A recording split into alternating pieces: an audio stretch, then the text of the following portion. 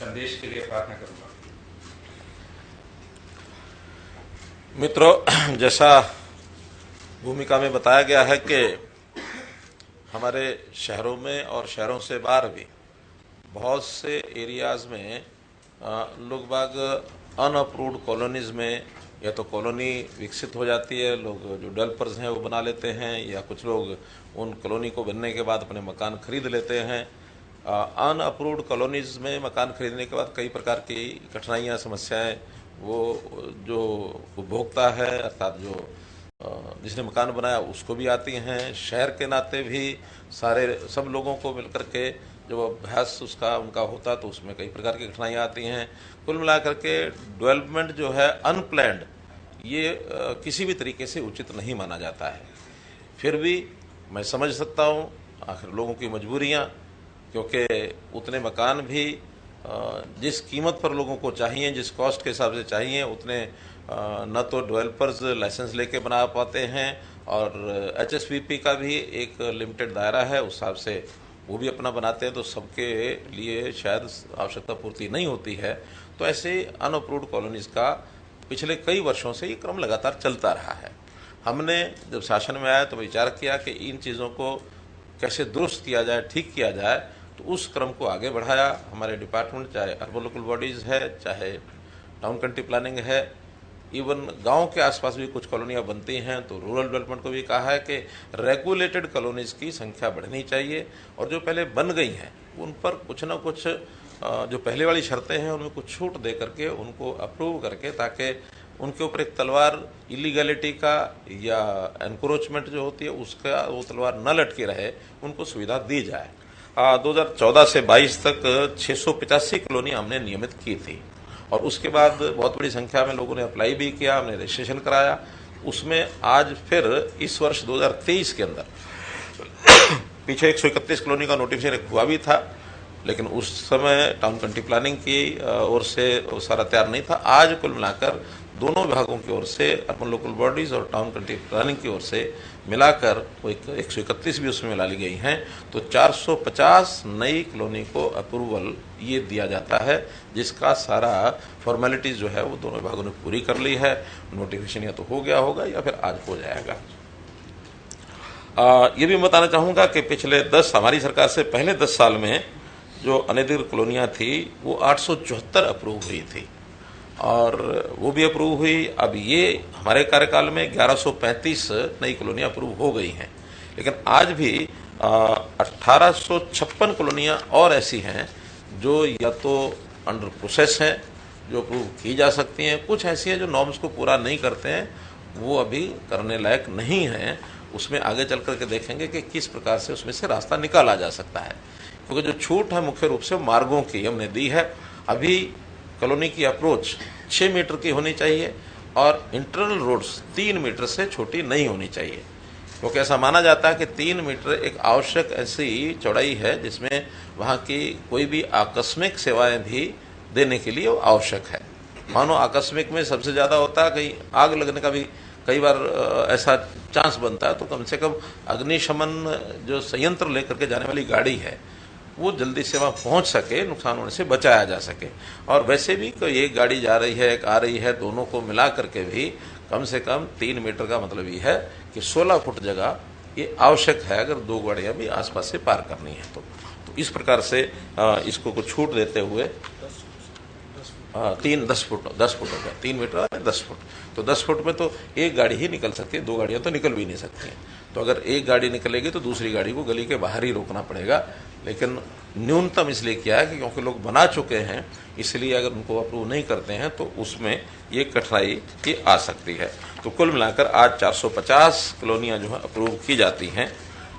हमारे यहाँ जिलानुसार भी जो आंकड़े हैं, ऐसी चाहे वो अप्रूव हुई हैं चाहे नहीं हुई हैं, शुरू से लेकर अब तक जो कॉलोनीज हैं उसमें अगर मैं टोटल कॉलोनीज की बात करता हूँ तो ये 1340 और 966, ये लगभग 2200 कॉलोनीज 2300 कॉलोनीज ऐसी हैं जिनका अप्रूवल या तो हो गया है या होना है। जो मैंने बताया इसमें बाकी भी बचे हैं। जो बड़े जिले हैं, जो 150 से भी ज़्यादा कॉलोनियाँ जहाँ अनअप्रूव्ड थी, जिनमें कुछ हो गई, कुछ और आगे होंगी। उसमें कुछ 5-6 जिले हैं जिनका मैं नाम लेता हूँ।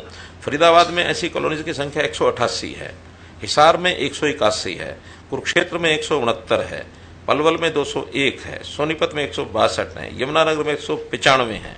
ये जब 150 से ऊपर हैं, बाकी 150 से कम भी हैं। तो आगे इसमें और भी विभाग को उन्होंने कहा है कि इसको जितने भी संभव हैं जल्दी से जल्दी विचार करके उसको किया जाए। टाउन कंट्री प्लानिंग की जो कॉलोनीज हैं पहली बार अप्रूव कर रहे हैं। इससे पहले केवल अर्बन लोकल बॉडीज की ही कॉलोनीज हैं, उनको अप्रूव किया करते थे। लेकिन जो म्यूनसिपल एरिया है और उसके बाद फिर एक जो एरिया रहता है अर्बनाइज्ड एरिया यानी controlled area, town country planning को ने जो अपनी एक सीमा बनाई हुई कंट्रोल्ड एरिया की, तो यूएलबी के एरिया के बाहर कंट्रोल्ड एरिया के अंदर जो कॉलोनीज हैं उसका सारा कामकाज का जो जिम्मेवारी है वो टाउन कंट्री प्लानिंग की है। तो टाउन कंट्री प्लानिंग ने वहाँ सारी शर्तें देखने के बाद उनको अप्रूव किया है और वहाँ जो भी डेवलपमेंट चार्जेस होंगे उसके बाद उसको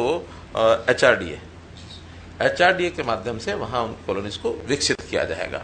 तो इतनी जो कॉलोनीज हमने अप्रूव की हैं अभी, इसके ऊपर विशेष खर्चा भी, क्योंकि केवल डेवलपमेंट चार्ज से तो पूरा हो नहीं पाएगा, खर्चा ज़्यादा होता है, डेवलपमेंट चार्ज कम आते हैं। हमने इस वर्ष 500 करोड़ रुपया अपने बजट में एक स्पेशल प्रावधान ऐसी जो कॉलोनीज हैं उनके लिए एक प्रावधान किया है। और ये सब होने के बाद आवश्यकता पड़ेगी तो और भी करेंगे, लेकिन ऐसी जो अनडेवलप्ड कॉलोनीज हैं उनको डेवलपमेंट की जिम्मेदारी भी यूएलबी की और टाउन कंट्री प्लानिंग की आती है, उस नाते से हम करेंगे। टाउन कंट्री प्लानिंग जो साइज रखा है छोटे से छोटा, 2 एकड़ की अलग थलग जो कॉलोनी है उसको भी अप्रूव कर दिया है। 2 एकड़ से नीचे उसी कॉलोनी को अप्रूव किया गया है जो किसी ऐसी कॉलोनी पहले से बनी उसके साथ लगती है। अप्रूव्ड कॉलोनी पहले है लेकिन उसके साथ 1-1.5 एकड़ का कोई है, उसको साथ लगती कॉलोनी को भी कर दिया है ताकि उसकी जो सेवाएं हैं रास्ते की बाकी सब पहले से अप्रूव्ड कॉलोनी के साथ वो जोड़ा जा सके। जो जिसको कहना चाहिए स्टैंड अलोन 2 एकड़ से कम नहीं किया है, तो 2 एकड़ से ऊपर की सब कॉलोनीज वो की हैं। कहीं कहीं अप्रूव्ड कॉलोनीज में पहले कुछ कमियां ये रह गई थी कि बीच बीच में जो खाली प्लॉट थे उन खाली प्लॉट को भी अनअप्रूव्ड श्रेणी में माना गया था। अब उन्होंने तय किया कि किसी अप्रूव्ड कॉलोनी के अंदर कोई छोटा आइसोलेटेड एक प्लॉट अनअप्रूव्ड की श्रेणी में था, उनको भी सबको अप्रूव कर दिया है ताकि वो जो बीच बीच में अनअप्रूव्ड की श्रेणी दिखा करके और कुछ खेल भी चलते थे वो खेल सारे हमने बंद कर दिए हैं। इन सब कॉलोनीज को हमने कहा कि पहले तो शर्त थी कि वहाँ कोई एक रेजिडेंट वेलफेयर एसोसिएशन बना करके वो यानी अप्लाई करे। बाद में बहुत जगह पर वो बना नहीं पाए हैं और बनाई तो रजिस्टर्ड नहीं थे, तो उस शर्त को हमने ख़त्म किया कि अब कोई भी उस कॉलोनी के 5 नागरिक जिनका मकान उसमें है वो मिल करके अगर अप्लाई करते हैं तो उस कॉलोनी को रजिस्ट्रेशन मान लिया जाएगा, उसके ऊपर हम काम करेंगे। और इन कॉलोनीज का जो शुल्क है डेवलपमेंट चार्जेस, उसके अंदर दोनों ने विभागों ने अपना अपना अलग अलग रखा है। पहले से जो यूएलबी का है वो सीधा सीधा कि जो वहाँ का रेट है यानी कलेक्टर रेट, उस कलेक्टर रेट का 5% जो है डेवलपमेंट चार्ज जब भी उनकी कोई रजिस्ट्री होती है, कोई इंतकाल होता है या कोई और उनको जरूरत पड़ती है, उसी समय वो जमा करा सकते हैं। पहले चाहें तो पहले भी करा सकते हैं, करा मना नहीं है, बल्कि पहले कराने का एक लाभ ये भी होता है कि आज की दर के ऊपर 5% को देना होगा। मान लो अगर वो देर करते हैं और बाद में वो कलेक्ट्रेट बढ़ जाता है तो फिर बढ़े हुए दर के हिसाब से देना पड़ेगा। तो इसलिए ये जो कलेक्ट्रेट है इसकी संभावना साल दर साल बदलने रहने की होती है, तो बदलने का वजन आगे न पड़े, इसलिए मैं तो अपील यही करूँगा कि जितना जल्दी हो सके उस डेवलपमेंट चार्ज को जमा कराएं ताकि उनका जो बोझ है वो समाप्त हो जाए। फिर भी अगर कोई नहीं कर सकता तो बाद में भी करना चाहे कर सकता है, लेकिन जो ट्रांजैक्शन कोई होती है तो उसके समय उसको जो किया जाएगा। हमने पिछले दिनों में जो अनऑथराइज्ड कॉलोनीज हैं उनकी सेल डीड को भी बंद किया था, और सेल डीड को इसलिए बंद किया था कि कम से कम आगे कोई भी अनऑथराइज्ड कॉलोनी डेवलप ना हो। ये हमने 1 जुलाई 2022 को किया था। उस समय एक विषय आया था कि 1 जुलाई 2022 तक भी कुछ लोगों ने सेल एग्रीमेंट कर लिए थे या उससे पहले जो एग्रीमेंट टू सेल कर लिए थे, तो उसको हमने तय किया कि जिनका पहले से सेल एग्रीमेंट टू सेल अगर ये किया हुआ है सेल डीड वगैरह, तो उसको बेचा हुआ माना जाएगा, उनको भी उसमें रजिस्ट्री उसकी बाद में कराई जा सकेगी।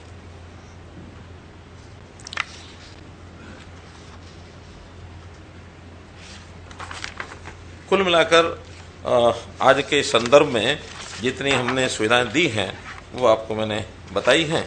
अब इस संबंध में विधिवत इसका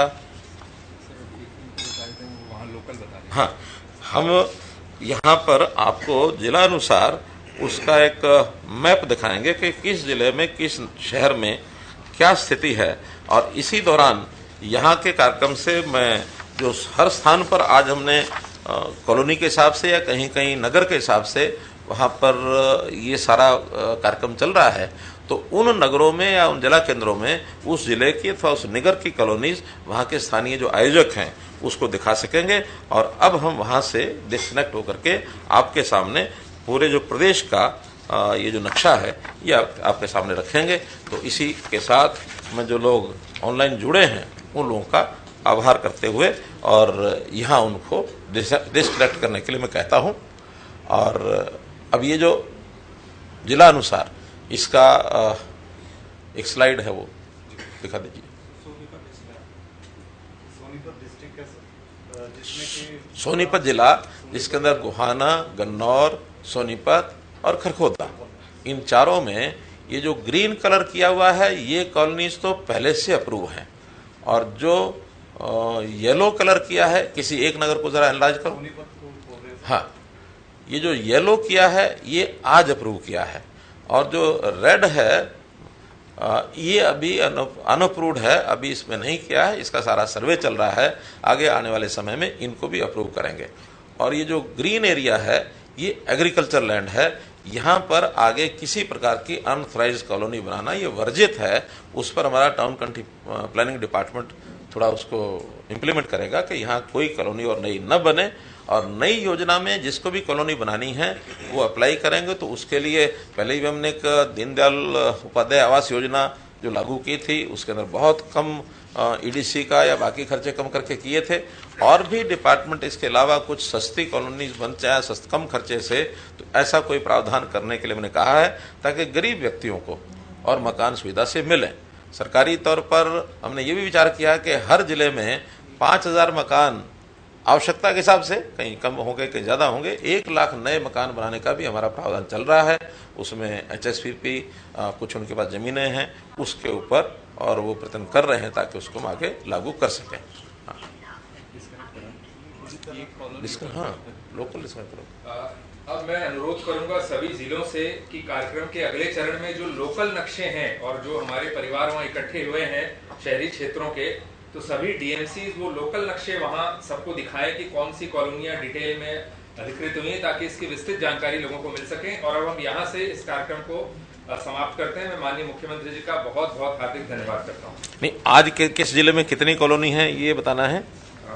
आज में फरीदाबाद में 59, फतेहाबाद में 16, गुरुग्राम में 3, हिसार में 20, झज्जर में 25, कैथल में 30, आपको सब लिखित मिलेगा, करनाल में 2, कुरुक्षेत्र में 25, नूह में 35, पलवल में 31, पानीपत में 22, रेवाड़ी में 14, रोहतक में 32, सिरसा में 9, सोनीपत में 35, और सबसे ज्यादा है यमुनानगर में 92, 92।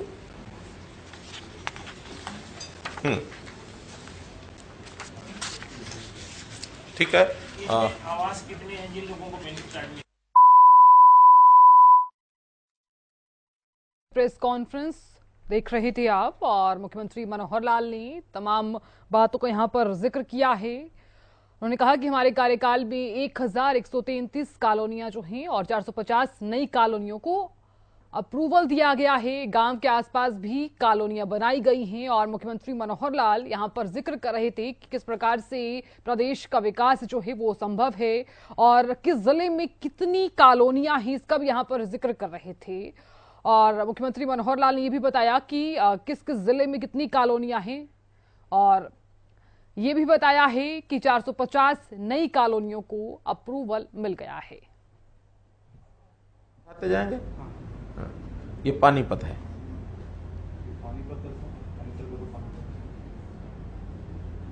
इसमें ये जो पीला एरिया है इसको आज रेगुलाइज किया है, और रेड वाला अभी भी शेष बचा है। ये जो ब्राउन है ये कोर एरिया है। कोर एरिया यानी पुराना शहर जिसकी रेगुलराइजेशन ना पहले कभी संभव थी ना आज है। वहाँ तो छोटे घर पुराने बने हुए हैं, कोई 100 साल से, कोई 150 साल से, तो इसलिए इसमें कोई नियम उस प्रकार का लागू नहीं है। वो जो लोकल पहले है जैसा चल रहा है, जो सुविधाएं उनको मिली है वही मिली है।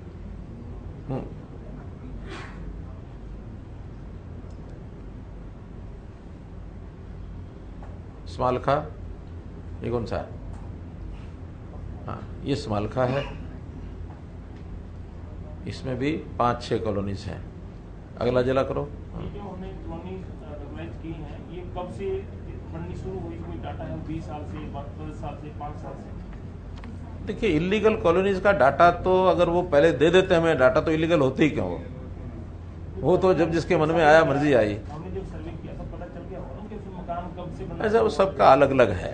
तो ये 20 साल से, हाँ बहुत पुरानी भी हैं, और बहुत कॉलोनीज तो ऐसा है वहाँ कई तरह के विवाद, जैसे जमीनों के मालिक कौन हैं इसके कारण से भी रुकी रही। आज बहुत शहरों में निकल करके आ रहा है कि वहाँ जो जमीन होती है शामलात जमीनों के ऊपर कॉलोनियाँ बनी हुई हैं। उस समय किसी ने ध्यान नहीं किया, और अर्बन लोकल बॉडीज वहाँ भी अपना सारा कुछ कर रहे हैं।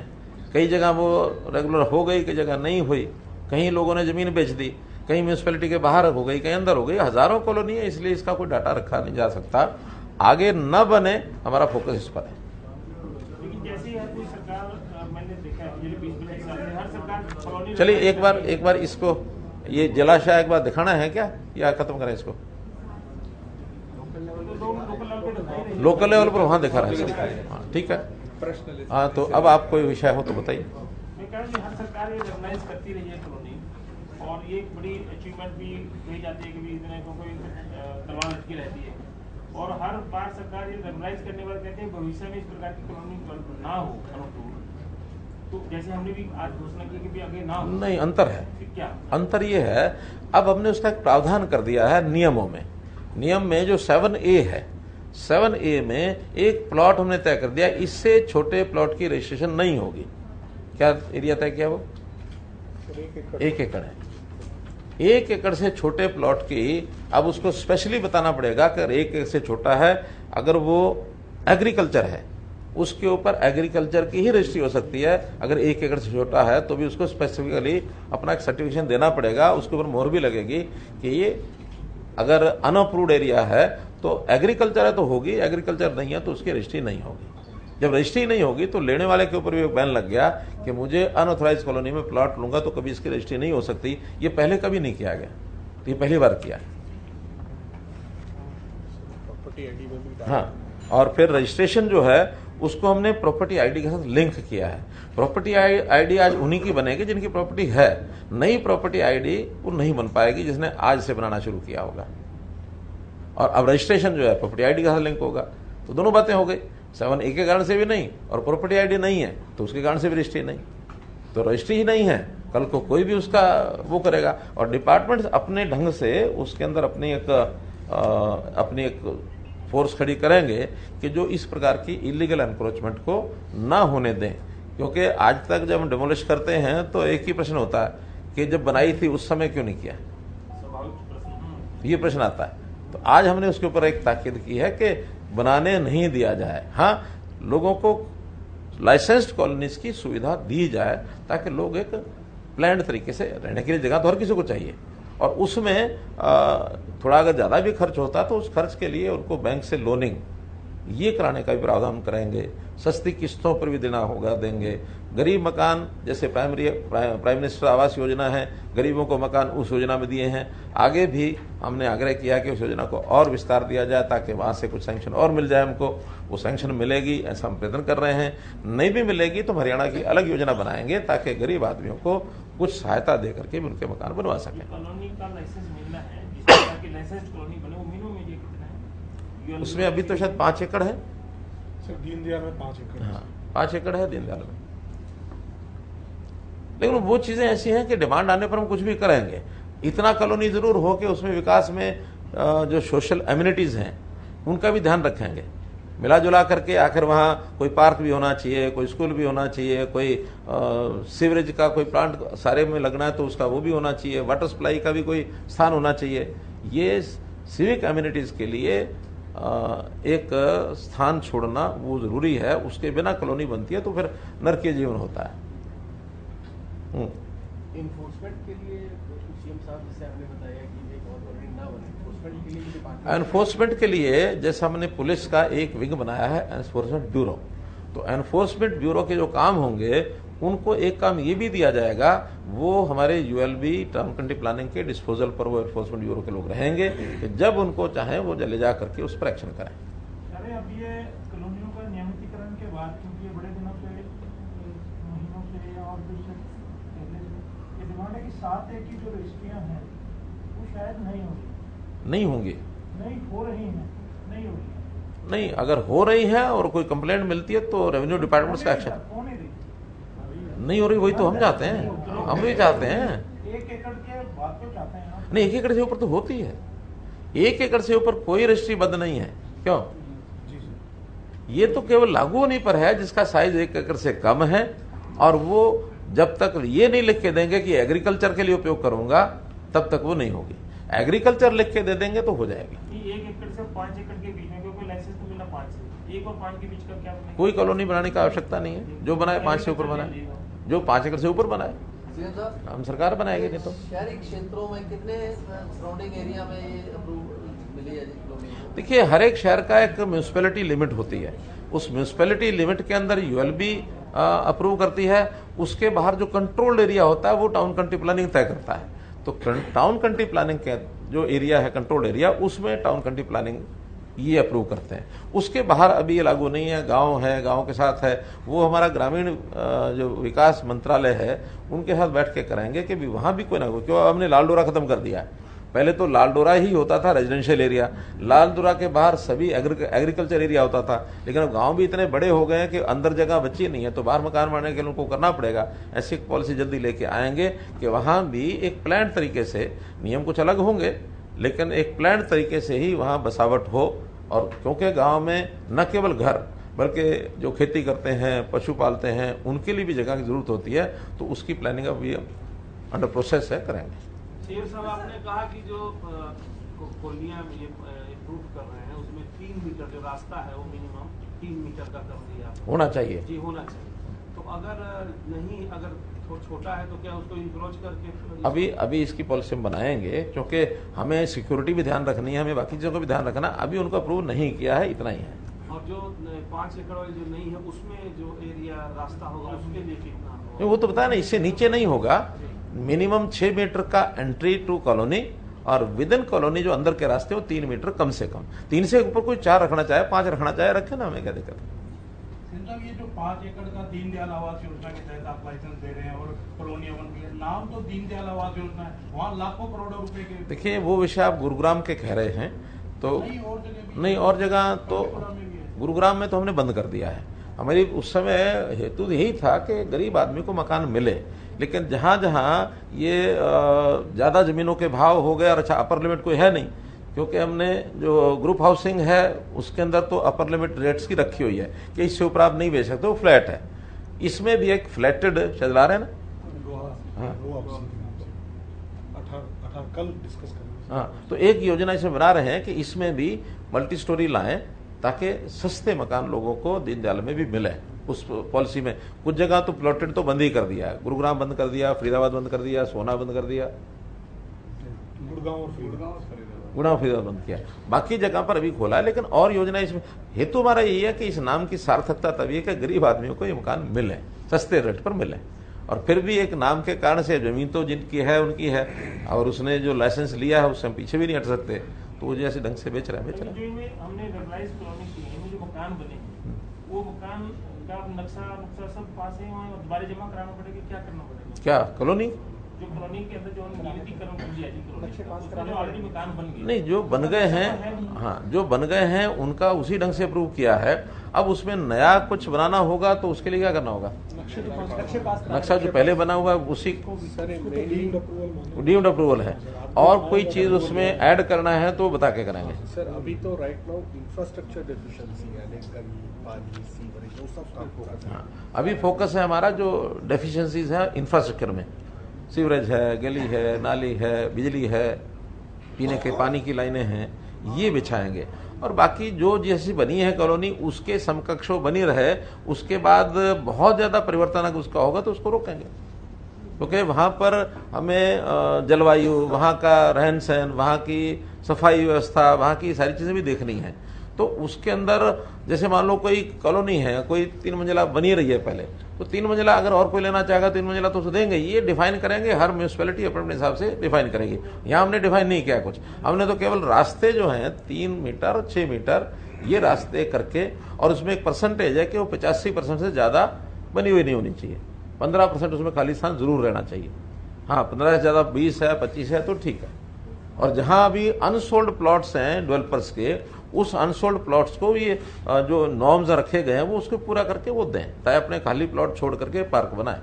स्कूल का है, बाकी सब है, तो जो नॉर्म्स हैं कुछ तय किए हम आपको दे देंगे। मेरा स्वास्थ्य जो मकान ऑलरेडी बने हैं वो तो हमने कॉलोनी अपने तरीके से बना ली, उसका कोई से नक्शा पास को करा नहीं था। अब यूएलबी के हम लोग आ गए हैं, तो यूएलबी से उसको अपने उस बने मकान का नक्शा वहाँ पर जमा कराना है, और जो नए खाली प्लॉट है उसको क्या किया भैया बताइए। जमा कराना वो क्या तरीका होगा, मेरा पॉइंट से भी सर। पहले तो ये रहा सर कि जो आज के दिन बने हुए हैं एज इज बेसिस के ऊपर उनको हम सर अप्रूवल दे दिया।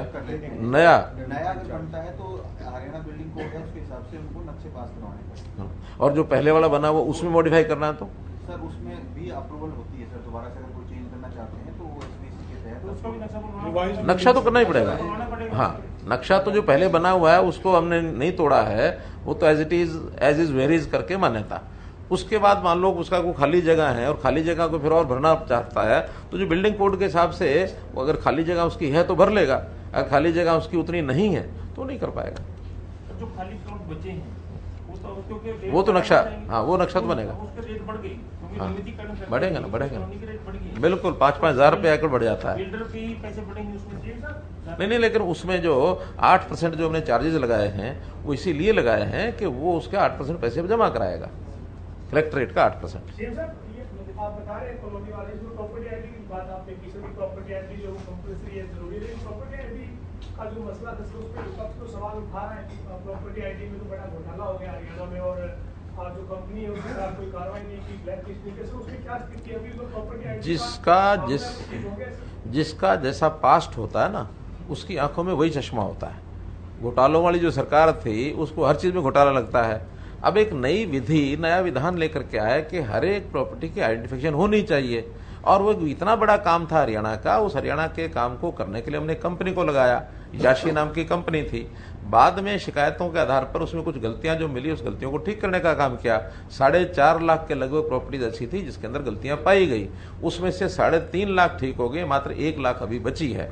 उस 1 लाख में भी प्लॉटिंग की शायद उतनी बड़ी गलती नहीं है जितनी नाम में डिफरेंस है, जितना फोन नंबर में अंतर आ गया, जिसका छोटा मोटा कोई साइज में भी अंतर हो सकता, उस सारे को लेकर के उसको ठीक करके एक एक करके डिपार्टमेंट लगा हुआ खूब कर रहे हैं। जितना हमने 4 बार इसके कितनी बार कैंप लगाए? सर इसके 4 कैंप लगे, 4 कैंप लगे हैं 2-2 दिन के। बल्कि यमुनानगर ने तो 7 दिन लगातार कैंप रखा अपना, और 7 दिन के बाद उनके यहाँ नई कंप्लेंट आनी बंद हुई, तब उन्होंने इस कैंप को बंद किया। अलग-अलग क्यों आता है? कोई 5 लाख आता है, कभी 8 लाख आता है, ये डाटा भी आज 4.5 बोल दिया आपने। नहीं, जो डाटा हमें बताया गया मैं तो वो बता रहा हूँ। हाँ, अभी सेक्रेटरी हमारे डिपार्टमेंट, हाँ सर जो 1 लाख पेंडेंसी है, हाँ, जिसमें भी सर नागरिकों ने जो अगर पूरे कागज सुन लीजिए, हाँ, अपने नाम का सही कागज नहीं दिया, ओनरशिप का नहीं दिया, तो उसमें से सर 65,000 जो पेंडेंसी है वो नागरिकों के स्तर पे है, प्रॉपर्टी ओनर्स के स्तर पे। हाँ, नगर पालिकाओं के स्तर पे पूरे 88 नगर पालिकाओं में पूरे हरियाणा में आज की तारीख में 35,000 पेंडेंसी है, वो भी सर हम खत्म कर देंगे अगले 1 वीक। अब 1 लाख पेंडेंसी है, बाकी कुछ नहीं। एक मिनट, एक एक करके पहले आप करके, हाँ क्या ऐसा है, सुनिए। इसमें मैं आपको बताता हूँ कि एक प्रॉपर्टी पे मल्टीपल शिकायतें हो सकती है। एक प्रॉपर्टी पे शिकायतें का मैं एक एग्जांपल देता हूँ। जैसे एरिया, हम जब भी एचएसवीपी के प्लॉट्स की बात करते हैं तो एक कनाल का लगभग सब ये मानते हैं 500 गज, और 500 गज ही लिखा जाता है। लेकिन अगर एचएसवीपी से अलॉटमेंट लेटर लेंगे और उसको हम गजों में कन्वर्ट करेंगे तो 502 गज है, तो प्रॉपर्टी आईडी में वो 2 गज का भी ऑब्जेक्शन लग जाता है, क्योंकि ये डेटा बिल्कुल हम उसको एक्यूरेट चाहते हैं, जो सीएम साहब का विजन है सच्ची। और जो आप अलग अलग डेटा की बात कर रहे हैं तो उसी पे आते हुए कि 4,50,000 प्रॉपर्टी पे आज तक ऑब्जेक्शन आए हैं, 47 लाख पूरे हरियाणा की प्रॉपर्टी पे, जो 10% से भी कम है। और जो नंबर अलग अलग आता है उसका इसलिए कंफ्यूजन होता है कि प्रॉपर्टी पे एक से ज्यादा ऑब्जेक्शन हो सकते हैं। तो 4,54,000 जो एग्जैक्ट फिगर दे रहा हूँ मैं आज का, प्रॉपर्टी की संख्या 4,54,000, नंबर ऑफ कंप्लेंट्स वो हो सकता है 8 लोगों को, 10 लाख हो, वो अलग है। नाम का भी दे दिया मैंने हाँ, का भी दे दिया। वही आज भी मेरा नाम VIKS और VIKSH लिखते हैं कहीं। चलिए 10 लाख का टोटल, उससे 4.5 लाख प्रॉपर्टी, हाँ, 454, जिसमें से अब 1 लाख प्रॉपर्टी बची है। 65,000 जो बता रहे हैं वो कस्टमर एंड पर है, यानी जो यूजर एंड पर है, और 35,000 जो है अभी डिपार्टमेंट ठीक कर एक चीज और, एक मुख्यमंत्री जी के आदेशों के बाद से आज की तारीख में किसी भी प्रॉपर्टी आईडी के ऑब्जेक्शन को नगर पालिका रिजेक्ट नहीं करती है, और केवल अगर उसमें कोई कमी है तो हम वापस सिटीजन को रिवर्ट कर देते हैं, उनको मैसेज करते हैं कि आप इसको अपडेट कर दीजिए, अपना डेटा या सपोर्टिंग डॉक्यूमेंट दे दीजिए और वो उसको ठीक कर दिया जाए। हाँ, कुछ आप पूछ रहे थे, 1 मिनट। हाँ, इस मुद्दे पे सर ये था कि विधानसभा में भी जब ये मुद्दा उठा तो आपने जवाब भी दिया था सर, जो कंपनी थी उस कंपनी पे कार्रवाई की बात की या कंपनी को ब्लैकलिस्ट करने की बात की, अनियमितताएं आई, उसकी जिम्मेदार तो कहीं ना कहीं कंपनी है ना सर। लोग परेशान हुए, लोगों को धक्के खाने पड़े, उनको उस कंपनी पे कोई कार्रवाई हुई क्या सर? देखिए उसमें कंपनी के 2 पार्ट थे, 2 हिस्से थे टेंडर के।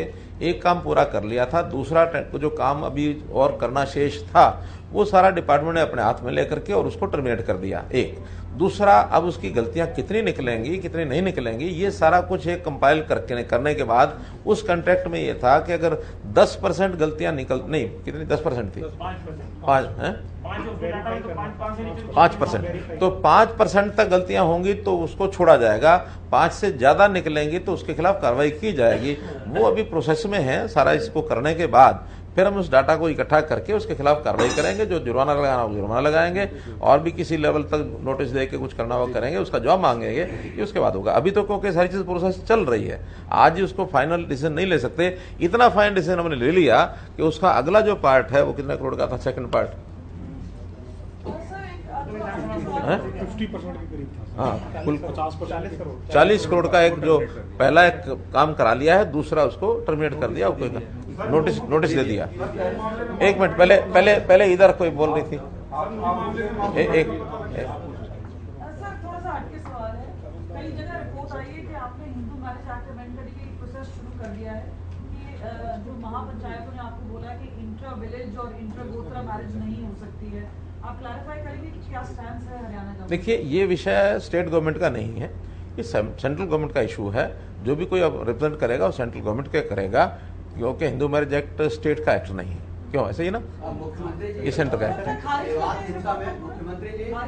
नहीं, मैंने खारिज भी नहीं की, मैंने स्वीकार भी नहीं की, ये हमारा काम ही नहीं है। ये काम सेंट्रल गवर्नमेंट का है, वो डिस्कस करेंगे, पार्लियामेंट में जाएगा तो वहां लोग आएंगे, पार्लियामेंटेरियन जो हैं, एमपीज हैं, they have their knowledge, they have their brain. एक विवाद हिंसा में बिट्टू बजरंगी को गिरफ्तार किया गया है। अभी तक जावेद अहमद और मामन खान, जिनका जो है बिट्टू बजरंगी से किसी मायने में भी कम नहीं है, पुलिस ने उन पर कोई कार्रवाई नहीं की है। ये कब तक अंजाम होगा? एक संदेश जा रहा है कि जो पीड़ित है उन्हीं के ऊपर सरकार कार्रवाई कर रही है। क्या कहेंगे? देखिए, ये चीजें कानून व्यवस्था से जुड़ी हुई हैं, लॉ एंड ऑर्डर के साथ, और लॉ एंड ऑर्डर के साथ कंप्लेनेंट होता है, उसकी एक इन्वेस्टिगेशन होती है, उस पर कार्रवाई होती है।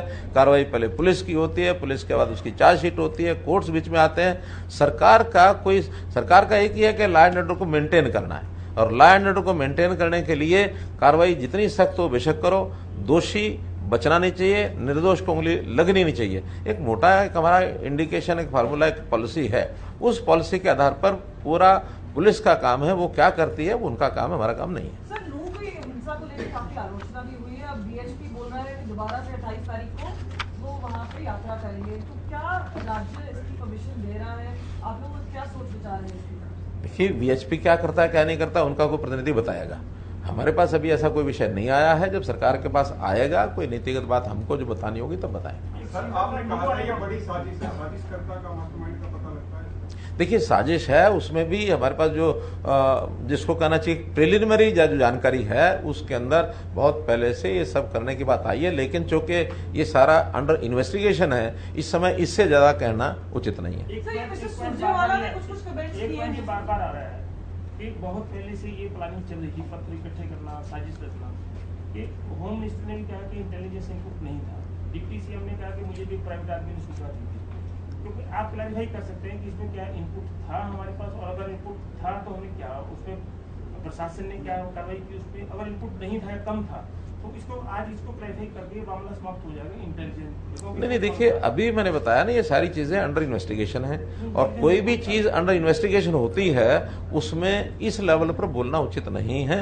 अगर इस समय कोई चीज बोली और इन्वेस्टिगेशन में कुछ और आ जाएगा, कल को आप ही लोगों का प्रश्न होगा कि आपने तो ये कहा था, ये उचित नहीं है। हाँ, देश अध्यक्ष ने कहा कि कांग्रेस ही इसके पीछे मुख्य साजिश उन्होंने की है, कांग्रेस का नाम उन्होंने लिया था। आप प्रदेश अध्यक्ष से पूछ लीजिए। आप सहमत हैं उनके बयान से? मैं तो कह रहा हूँ, मुझे सरकार के नाते से जो बताना वो बता दिया, और बाकी इन्वेस्टिगेशन एजेंसीज जो हैं वो फ्री हैं, they are independent to investigate into the matter. एक छोटा सा इसी से रिलेटेड है जी कि 1,65,000 लोगों को आपने चिंता मुक्त कर दिया कॉलोनियां रेगुलाइज करके, मगर जो इनका जो कॉलोनियों में कूड़ा करकट होता था, ये अब म्यूनसिपल कमेटियों को और ज्यादा कोई डंपिंग के लिए कोई इसका भी प्रावधान रखा गया है जी? देखिए, वो तो पहले भी जो एरिया म्यूनसिपैलिटी के अंदर आ गया, वो चाहे वो रेगुलर कॉलोनी है या इरेगुलर है, उसका हाउस टैक्स लेने का अधिकार तो पहले भी यूएलबी को है, और उन्होंने से बहुत सी कॉलोनियां हाउस टैक्स देती भी हैं, और वहां पर सफाई का अभियान जो है पहले यूएलबी कर रही हैं, उसका रेगुलेशन से कोई अर्थ नहीं है। वहां तो अगर खाली प्लॉट भी है, वो किसी का कुछ बना हुआ नहीं भी है, वहां की सफाई भी जिसके जिम्मे उसको करनी होती है। बहुत बहुत धन्यवाद। मैं सभी मीडिया के बंधुओं का धन्यवाद करता हूं, और मैं आपसे अनुरोध करता हूं कि जलपान के बाद ही प्रस्थान करें। जो आपको मुख्यमंत्री मनोहर लाल प्रेस कॉन्फ्रेंस कर रहे थे, और काफी महत्वपूर्ण ये प्रेस कॉन्फ्रेंस, क्योंकि अवैध कॉलोनियों को लेकर के सरकार ने बड़ा फैसला लिया है। 450 अवैध कॉलोनियों को नियमित करने का फैसला लिया गया। मुख्यमंत्री ने कहा कि हमारे कार्यकाल में 1133 कॉलोनियां अप्रूव हुई हैं। ये बड़ी खबर आपको बता रहे हैं। अवैध कॉलोनियों को लेकर के ये बड़ा फैसला सरकार की तरफ से लिया गया, और अभी भी ये कहा गया कि एसोसिएशन बनाएं, और उसके बाद कॉलोनियों को अभी भी स्वीकृति दे दी जाएगी। 450 नई कॉलोनियों को नियमित करने का फैसला लिया गया है। हमारे कार्यकाल में 1133 कॉलोनी अप्रूव हुई है, मुख्यमंत्री ने यह जानकारी दी, और इसके अलावा उन्होंने बताया कि गांव के आसपास भी कॉलोनी बनाई गई है।